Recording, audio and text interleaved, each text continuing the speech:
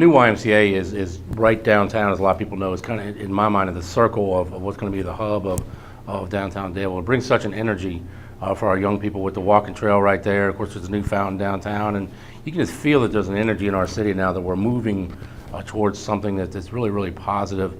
And the Y is going to be, right in the core of all of that.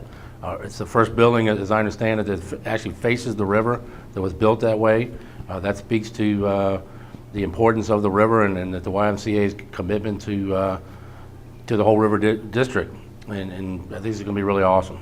In my line of work, I clearly see that there's a need for young people of today.